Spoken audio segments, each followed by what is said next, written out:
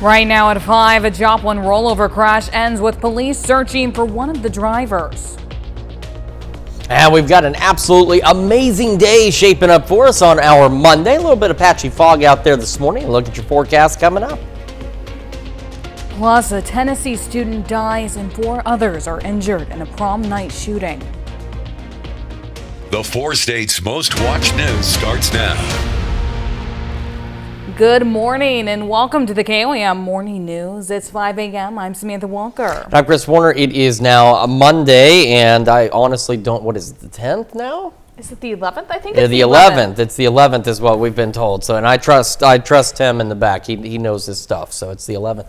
You take a few days off. You just don't keep track of time. You know? I just know it's the day after Mother's Day. I hope everybody had a lovely Mother's Day who celebrated it yesterday. So. Certainly so. And of course we had those messages to Mom. I think that went pretty well. Got a lot of responses too. So thanks for sharing those messages about Mom. And you know, we might just do it again for Father's Day. Yeah. Might just Dear do that. Dad, kind of like a dear dad. Something like that I think would work. And in the meantime, well, it's going to be an absolutely amazing Monday for us. Not often we get to say Monday's amazing, but today's one of those days. Let's start with a live look from the Westco camera here at the KOAM studios. And again, calm winds. It's going to be that way.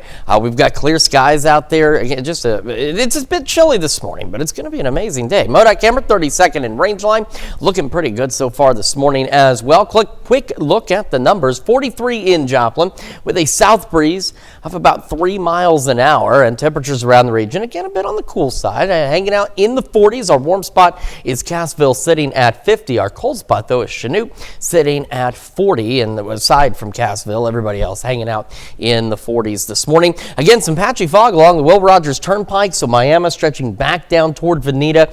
Some reduced visibilities out there. Other than that, for the most part, we're doing pretty good in terms of those visibilities. And onto the future track today, there's just nothing on it, which is fine. We had a few showers yesterday, had some thunderstorms a couple of days ago, so it's nice to have this little pause, and that is exactly what we're going to get. Kids out the door this morning, we're looking at the mid-40s out there, and mid to upper 70s as they head home this afternoon. Our temperatures climbing, another very warm day for us. Upper 50s by 9, plentiful sunshine, and we'll eventually end up with those highs into the mid to upper 70s. We do have a few isolated storm chances late tomorrow, and our temperatures continue to climb heading into this weekend. We'll go over those details with you here in just a few more minutes. Samantha?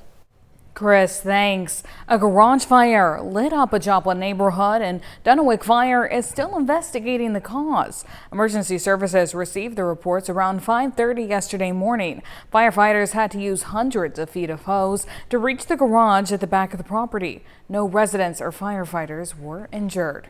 A rollover crash near Girard injures 4 teens. Fire personnel were alerted to the crash just after midnight yesterday. The 4 teens, ranging from 13 to 16, were all from Girard. The drivers suffered serious injuries, and all the passengers suffered minor injuries. Kansas Highway Patrol says the vehicle left the roadway and hit the culvert before rolling over twice and coming to rest on its wheels. Joplin police are searching for a driver who ran from a rollover crash, leaving a child behind.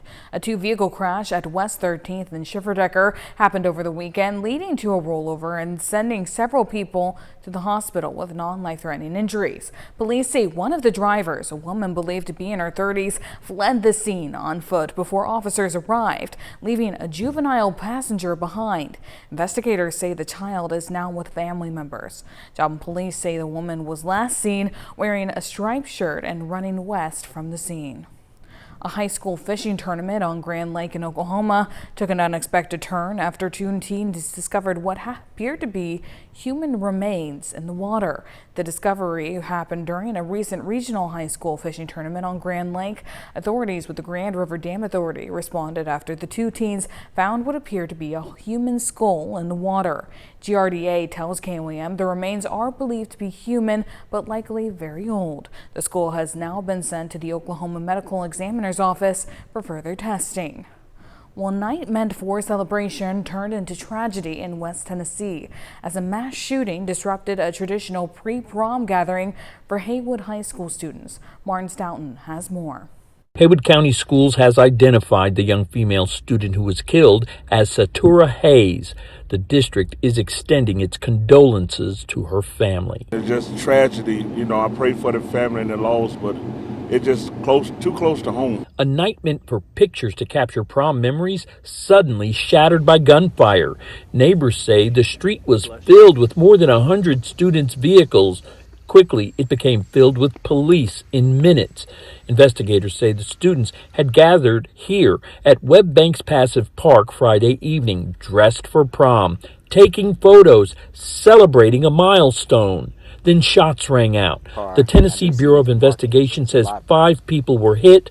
Satura Hayes died from her injuries. I didn't know her, but I think my daughter was a friend of hers. 4 others were hurt and rushed to the hospital. 1 remains in critical condition. Investigators are still working to piece together exactly what happened. Early information suggests there may have been multiple groups involved, and authorities are looking into whether this was a possible drive-by shooting. In the aftermath, Haywood High School prom was canceled. It's just senseless to me. I think kids should be able to enjoy themselves. And, especially at a time of their last year of high school, memories and all that. Currently, the person or persons responsible remains at large. A person was killed after being struck by a Frontiers Airlines plane at Denver International Airport late Friday night. The plane was preparing to take off at the time of the incident. Airport officials say the person had jumped the airport's perimeter fence and was struck minutes later while crossing the runway. The airport says the person was not believed to be an employee of the airport. Airport officials also say there was a brief engine fire and everyone on board was evacuated using slides. No one on board was hurt. We now turn to North Carolina, where 3 people were found dead in their home Thursday. It was a married couple in their 40s along with the husband's mother. Now the couple's 16-year-old daughter and a 28-year-old man are charged with murder after their arrest in Tennessee Friday. A gruesome discovery inside this Fairview home Thursday night. 3 victims found dead at the address on Ashworth Drive. Now identified as 41-year-old Travis Grant, 42-year-old Kimberly Grant, and 66-year-old Sharon Harwood Grant. And deputies say one of the suspects, 16-year-old Star Grant, was related to them. The information we've received, she is the daughter of the couple and the granddaughter of the deceased, older deceased person. Both Grant and a second suspect, 28-year-old Devin Loving, face 3 counts each of first-degree murder, along with a charge of felony conspiracy to commit murder. They're charged with a Class A felony that's potential in the state of North Carolina, either the death penalty or life imprisonment. 7:15 p.m. Thursday night, deputies conducted a welfare check at 18 Ashworth Drive in Fairview after getting a call from a relative. But Sheriff Quentin Miller says by the time deputies got to the scene, both suspects were gone. Detectives discovered the 16-year-old Star Grant was missing from their home and received information she may be in the area of Gatlinburg, Tennessee, with Devon Loveland. But it wasn't until Friday morning that those suspects were found. They were able to locate them shortly before 6 a.m. this morning. Thursday's deadly discovery comes after 2 other welfare check calls earlier this week. The deputies responded out there, went to the residence.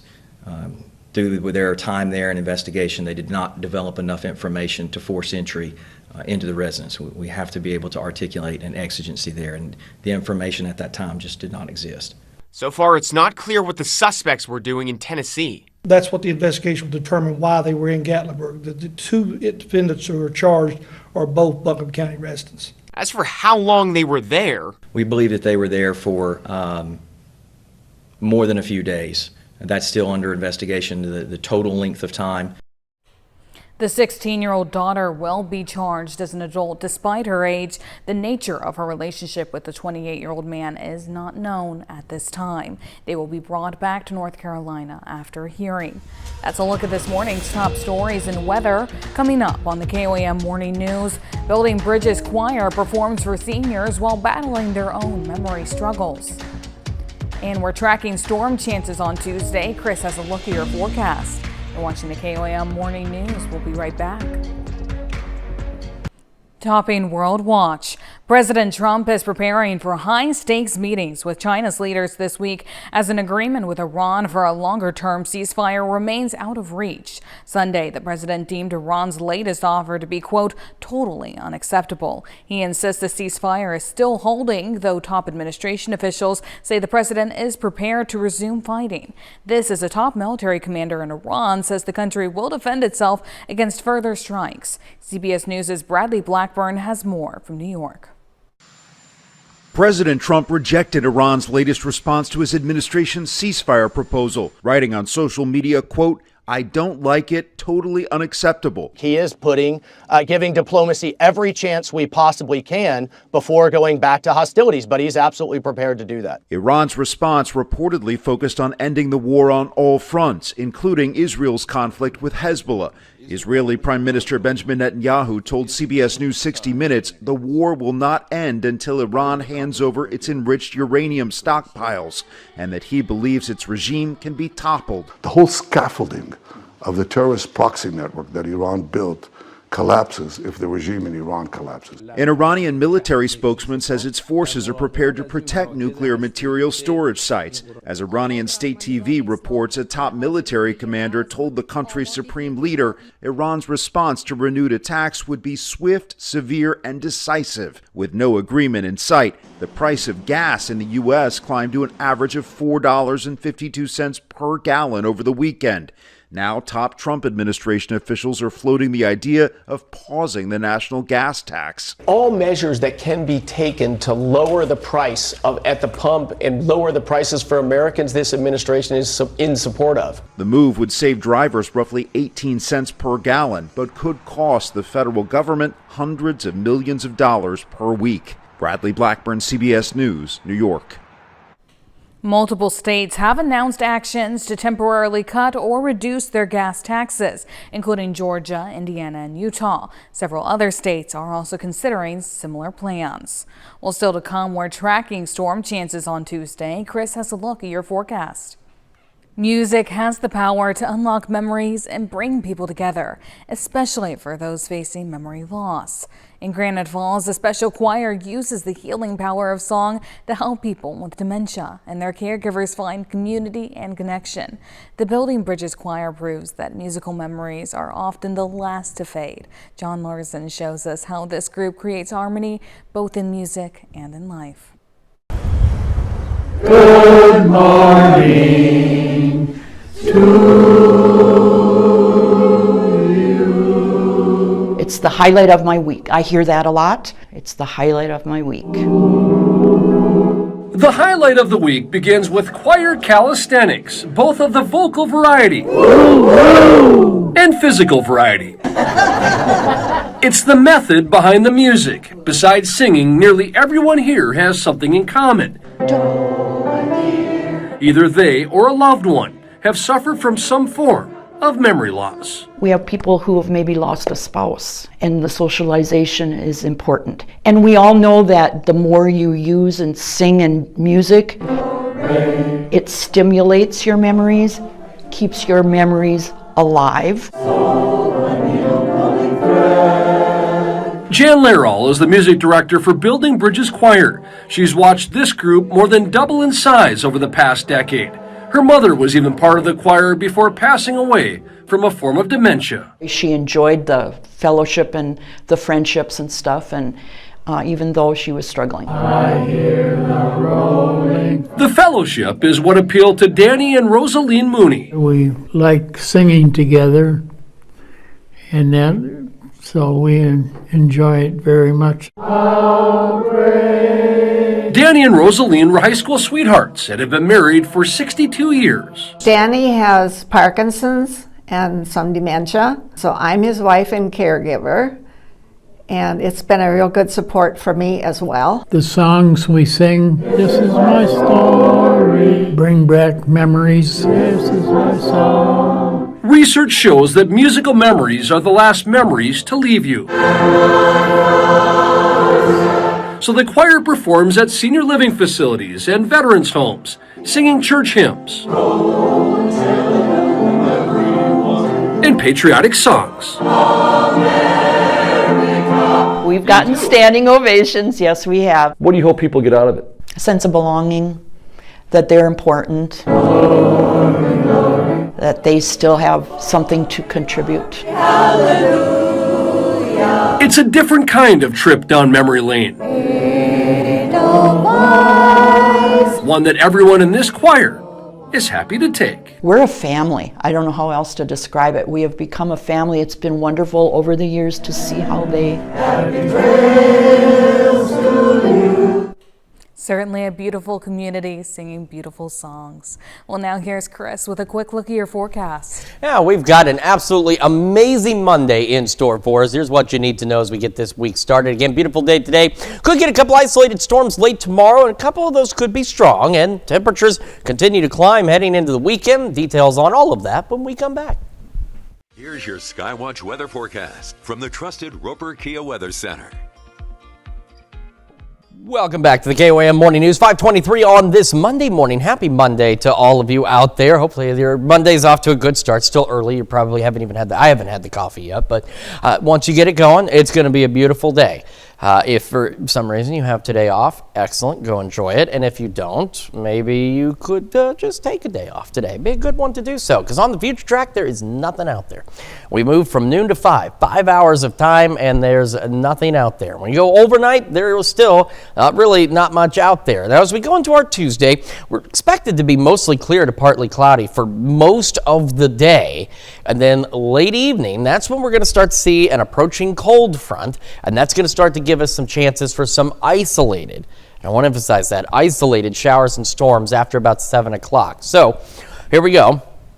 Not much out there by 7 o'clock tomorrow evening. We go to 8. We've got a few more storms out there, a few more try to get going here and there. But as you can see, they're fairly limited in coverage. We don't have really enough instability with this front to set off a number of thunderstorms, which is honestly a good thing. We need some, we always need some rain. We've had quite a bit here lately, but we don't need severe weather. Unfortunately, some of these storms that you're seeing on here could be strong to low-grade severe.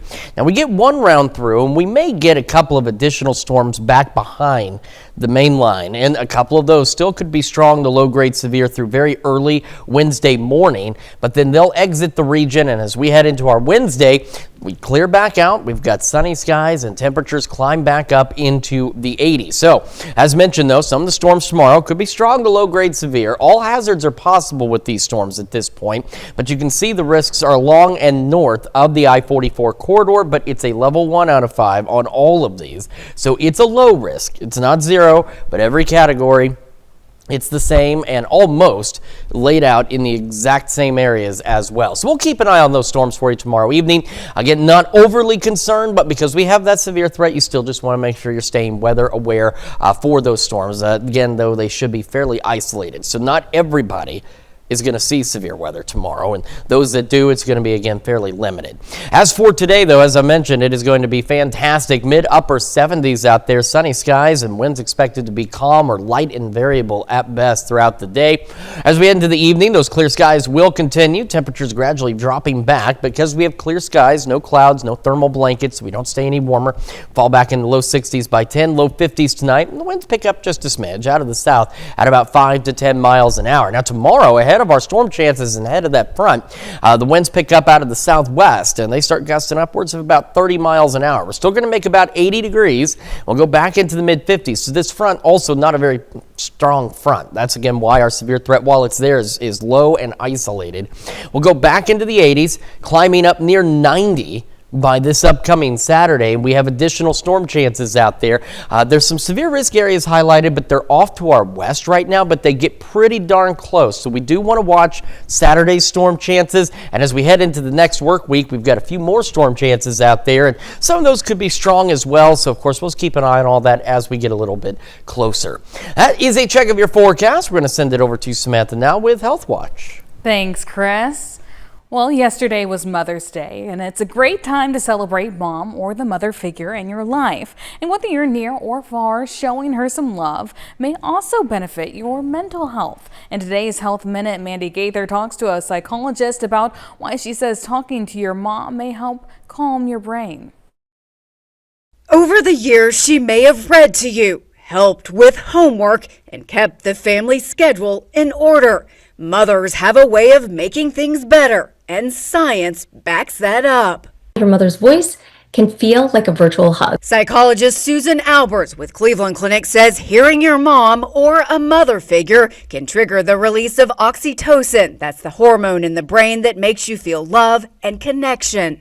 At the same time, there is a drop in cortisol, the stress hormone, so your body starts to relax. Your heart rate and your breathing slows down. Albers says babies hear and recognize their mother's voice in the womb, which is why it can be comforting and feel like a warm blanket through adulthood. And she says it's mutually beneficial. At the same time, your mother gets a sense of connection and an increase in her sense of purpose, while you feel calm, comforted, and supported hearing her voice. Even if your mom isn't present, Albert says her voice is still deeply encoded into your memory, and calling it to mind can be just as soothing and can help year-round. Ask your mother to send you a voicemail that you save on your phone, that you could pull out in times that you're feeling stressed or alone. This is an easy way to instantly shift your mood. Happy Mother's Day! For Health Minute, I'm Mandy Gaither. Dr. Albers says studies show texting your mom or mother figure doesn't have the same effect as hearing her voice because she says our brains interpret the warmth, sound, and tone of her voice, not just the words. So she says to skip the text message and give her a call. It's a win-win for you both. That's a look at some of today's top health stories. We'll be right back. Right now at 5:30, Carthage runners race from tower to tower to celebrate Drinking Water Week. And we've got a beautiful start to the day, a bit chilly, wonderful afternoon ahead of us. So look at your forecast coming up. Plus, Republicans could gain 12 House seats as southern states redraw maps. The 4 states' most watched news starts now. Good morning and welcome to the KOAM Morning News. It's 5:31. I'm Samantha Walker. And I'm Chris Warner. It is now Monday, May the 11th. Yeah, I almost said March. It is May. You've been out for quite a bit of May over for the start of it. Well, just the beginning, just a little bit of time. You know, we've had plenty of severe weather here since. Gosh, what, March it seems? It was much deserved time off. It was good to relax and not do much of anything. And believe it or not, I actually did get things done. I surprised the wife with I scrubbed our kitchen down. Our oldest likes to cook, but there are times it's like she just takes the ingredients in hand and throws them at the pot and measures whatever lands in there. So I'm just kidding. She's not bad like that. She makes great desserts. Anyway, I wanted to clean the kitchen for the wife, so that's what I did. It took about 4 hours. But it was worth it. Kitchen looks like brand new, so hopefully she was happy. I think she was. Was that the Mother's Day gift? That was my Mother's Day gift. I didn't really have anything else, but I mean, it's the effort. Yeah, exactly. And it looked pretty good. I got to finish some things today, but anyway, enough story time. We want to know about the weather, and the good news is the weather time isn't going to take nearly as much time to tell you what's going to happen today because it's not much. We're going to start with a live look from the West Coast camera here at the KOAM studios. The sun's rising. Got a few clouds out there this morning, but otherwise a really nice start to the day. MoDOT camera 32nd and range line in Joplin also looking pretty good. Temperatures, again, a bit chilly. 43 in Joplin with a south breeze of about 3 miles an hour across the area. These blue shades are cool temperatures. So far, all of us in the 40s. Chanute, the cold spot right now, sitting at 40. Cassville, you were the warm spot at 50 earlier this morning, but now you're tied up with Anderson, both of you at 48 degrees. So a bit of a chilly start, but don't worry, it's going to warm up. And take a look at the visibilities too on the visibility tracker here. We've dropped to 0 in Miami. Now remember, for like Joplin, for example, that's being reported from the airport. And as you saw on the MoDOT camera, it's fine south, but reporting 1 mile there, Nevada, Stockton, Lamar, Greenfield, even back into parts of Cherokee County. So we're talking Galena, Riverton, Baxter Springs, and we go down the Will Rogers Turnpike back toward Miami, and the same thing. So we've just kind of got this stretch here of some reduced visibility. So remember, slow down, low beams, not your high beams, fog lights if you've got them, and just be prepared for your commute to take a little longer this morning. It's better to have it take a few minutes longer than not arrive where you're trying to get to at all. All right, let's take a look at the future track. Well, or nothing on it. And that's why, today is a fantastic day. The time's moving. I assure you it's not broken. I've talked about that before. I've had to do that every so often. We have a day where there's nothing, and today's one of those days.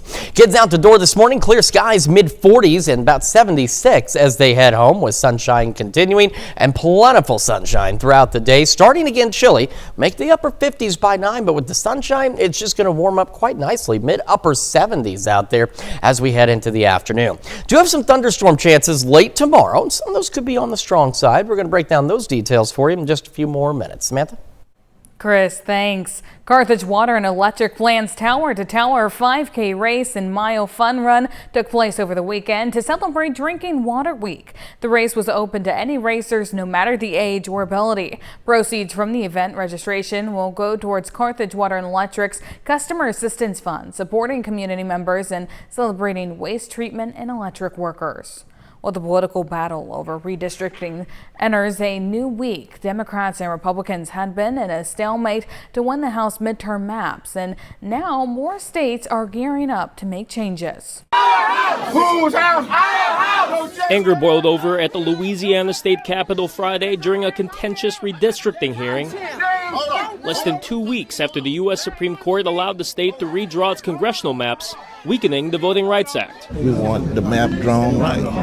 That is our right. In the Alabama State House, protesters disrupted a similar redistricting session. On the same day, Virginia's top court struck down a voter-approved plan intended to help Democrats pick up 4 U.S. House seats. We're definitely going to try to keep fighting this battle. 21 yeas, 17 nays, Mr. President. So the bill passes. With less than 6 months to go before the midterms, there is a seat-by-seat battle for control of the House underway, Republicans appearing to have the advantage. The president's party could gain up to 12 more seats than Democrats if multiple southern states are allowed to finalize their maps, giving them a stronger chance to retain control of the House. In South Carolina, a majority black district, long represented by Democratic Congressman Jim Clyburn, could be eliminated. I'm going to run, irrespective of what the makeup of the district might be. With his overall approval rating hovering around 40%, President Trump had a message for House Republicans. Well, they'll find a reason to impeach me, even though a lot of people said I had the greatest first term in the history of it. They'll try and impeach me, probably. A new Missouri law could keep some bars open until 5 in the morning during the World Cup, but now Kansas City leaders may try to opt out. One business owner says the move could come at a cost. We're going to miss out on a lot. Meet the Blue Line Bar owner, Steve Stiegel. I promise you I'm very passionate. He has some questions. What is wrong with Kansas City? Doesn't mean you can't wake up real early in the morning, get to your favorite bar.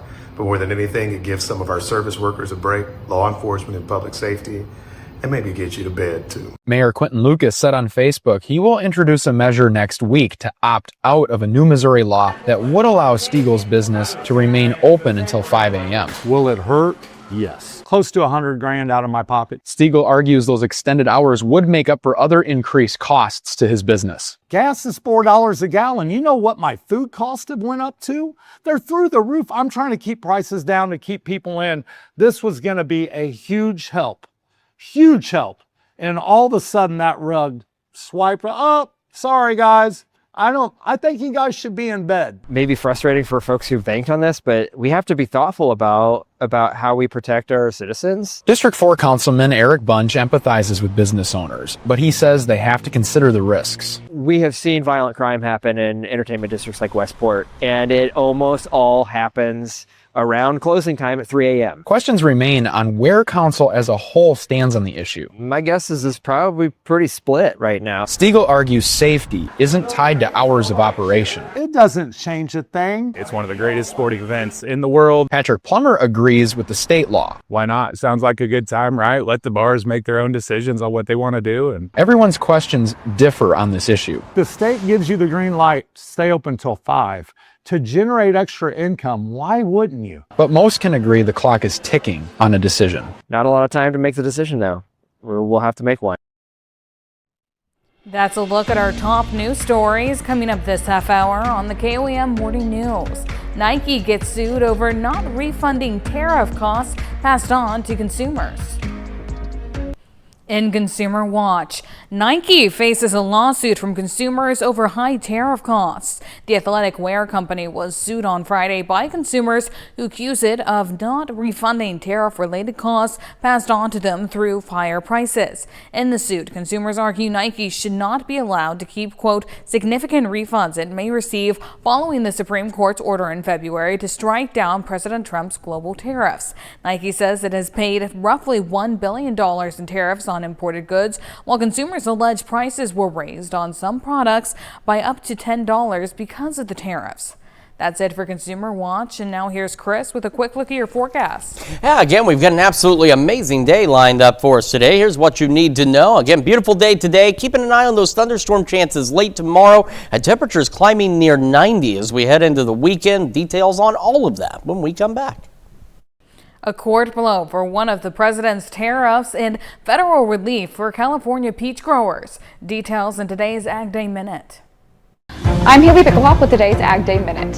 A U.S. court has ruled that President Trump's 10% global tariffs are unlawful. The ruling stated that the administration does not prove a valid balance of payment deficit, which is required by law.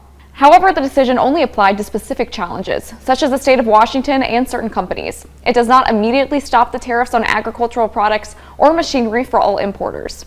Regardless, the tariffs were set to expire in July, and the Trump administration plans to appeal.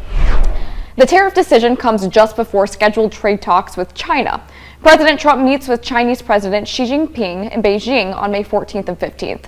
Now, as part of the agricultural trade conversation, China is expected to pursue tariff relief. That's with a promise to buy significant amounts of U.S. soybeans and beef. Well, there will be relief coming for peach farmers in California who have to get rid of their orchards. The United States Department of Agriculture has approved of up to $9 million in aid for them. California farmers need to destroy some 420,000 clingstone peach trees. The move comes after Del Monte filed for bankruptcy in 2025 and it closed its canneries. The tree removal will help farmers who lost more than $550 million in long-term contracts. For more ag news, watch Ag Day weekdays on this station or get updates at agweb.com.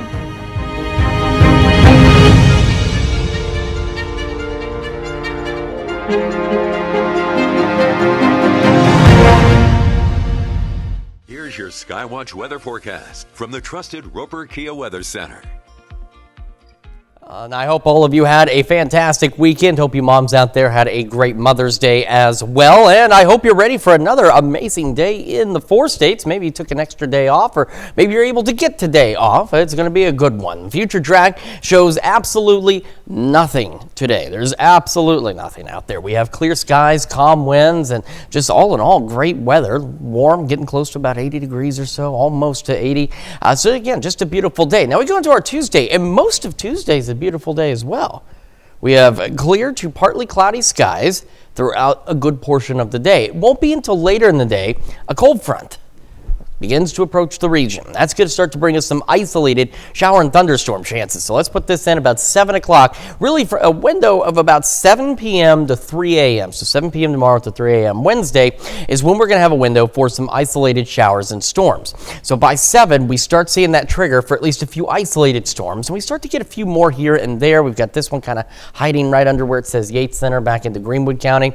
And we'll watch these storms because the thing is, while they are expected to be isolated in nature, as you can see on future track, the ones that we do see could become strong to low-grade severe. So by 9, we've got these thunderstorms right along this line here.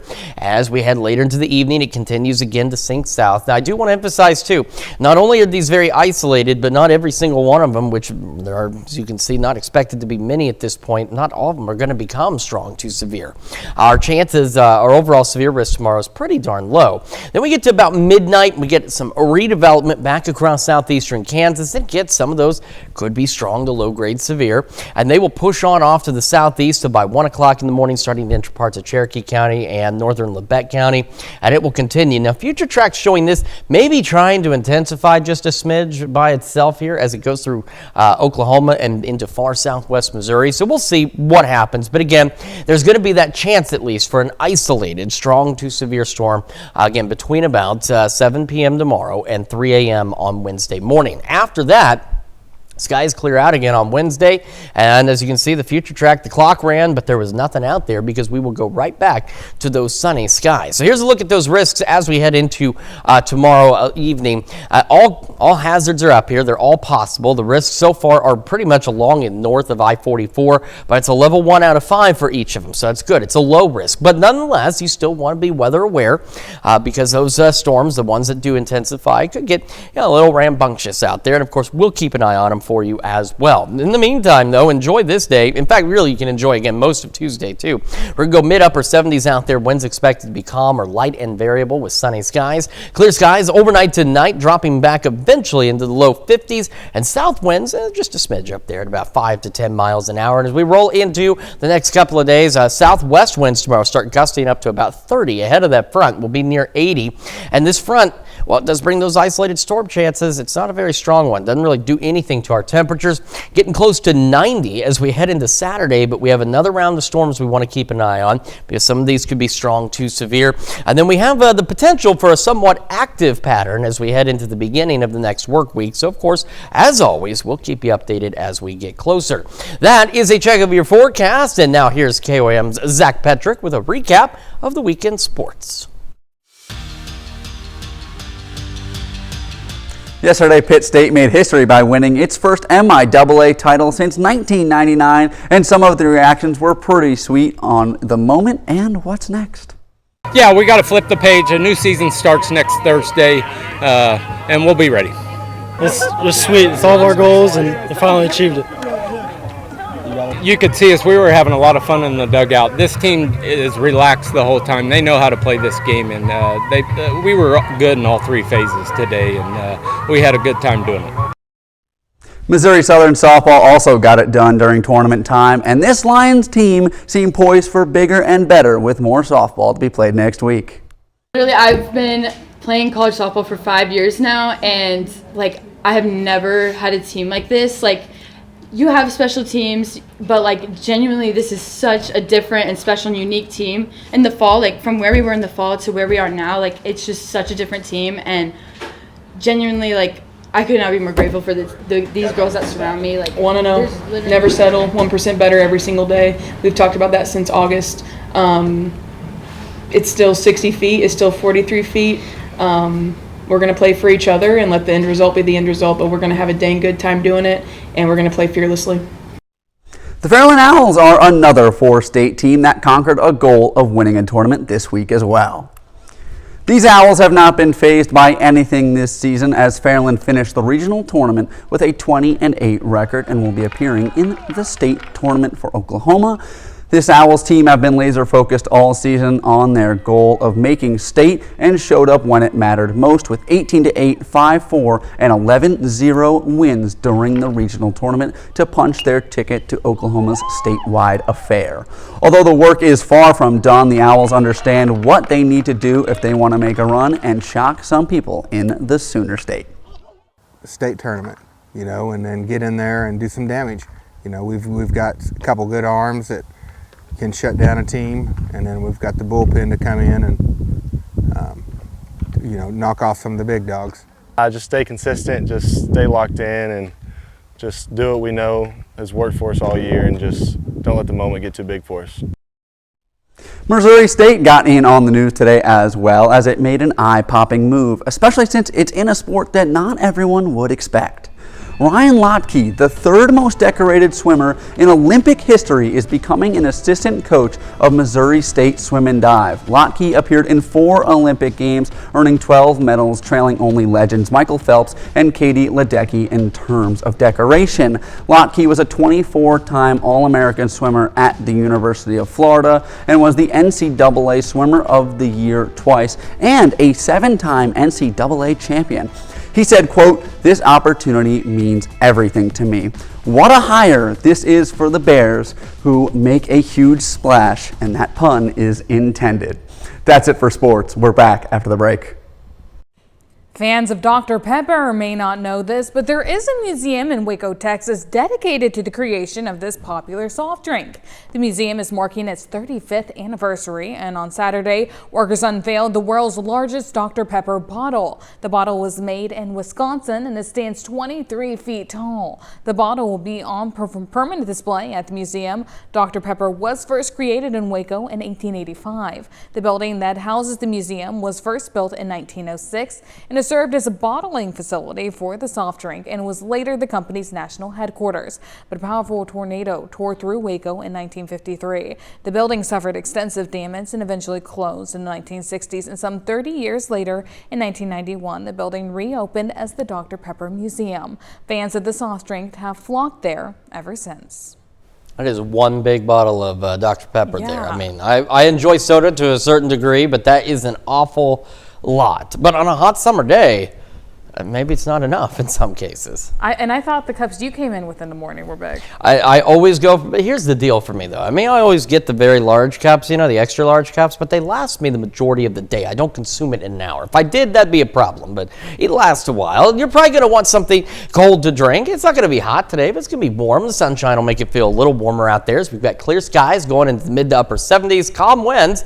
And as we head into the evening, clear skies continue. Lights get a little cool again, back in the low 50s, maybe some upper 40s here and there, and we'll get a south breeze at about 5 to 10 miles an hour. Tomorrow, southwest winds start gusting to 30 ahead of a cold front. It's a weak front, but it does bring the chance for some isolated, strong to low-grade severe storms, so we'll keep an eye on that. And again, that window's about 7 p.m. tomorrow through about 3 a.m. Wednesday. We clear out again Wednesday. Temperatures continue to climb near 90 by Saturday, watching additional thunderstorm chances by Saturday as well. That's Check Your Forecast. We're back with another hour of the KOAM Morning News right after this.